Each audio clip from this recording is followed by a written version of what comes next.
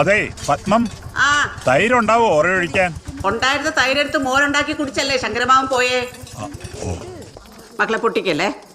D ഈ പാത്രം ഇങ്ങ് തിരിച്ചു കൊണ്ടുവരണേ. ഏത് ഈ ഐസ്ക്രീമിന്റെ ഡബ്ബയാ? അതെ മോനെ, അതൊരു കൂട്ടം പക്ഷിയാ. കാലം കോഴിയെന്നും പുള്ളന്നൊക്കെ പറയും. പക്ഷെ അത് കരഞ്ഞ മരണം എത്തിയെന്നുള്ളത് ഉറപ്പാ. ഇനിയിപ്പോ കാണാൻ പറ്റുമോ മാവ? എടാ നീ തിരിച്ചാ? ഇല്ല, തിരിക്കാൻ പോണോ? എന്തോ നീ വരുമ്പോഴേ. ഹലോ എടാ നീ വരുമ്പോഴേ എവിടെ ഇരിക്കുന്നു ഈ സാധനം? എടാ ഒറ ഒഴിക്കാൻ തൈര് വാങ്ങിക്കണോന്ന്. ഒറയല്ലേ? ഒരു മിനിറ്റ് ഞാൻ ചോദിക്കട്ടെ. ആരോട്? പുറത്താർക്കോ ദാഹിക്കുന്നു പറഞ്ഞു. അതുകൊണ്ട് ഇതിപ്പോ എത്ര പാക്കറ്റ് വേണം? ഒരു 2-3 പാക്കറ്റ് മേടിച്ചോ. തൈരല്ലേ, നാളെ എടുക്കാലോ.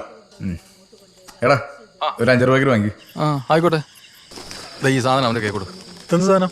അതവനറിയാം. കൊടുത്താ തൈര് കിട്ടിയോ? നീ തൈരും വേണം. എനിക്കെങ്ങനെ അറിയാം?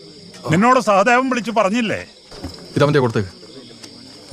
ഇതിന് വലിയ വെയിറ്റ് ഒന്നും ഇല്ലല്ലോ. അത് ഇടുമ്പോ വെയിറ്റ് കൊടുക്കും.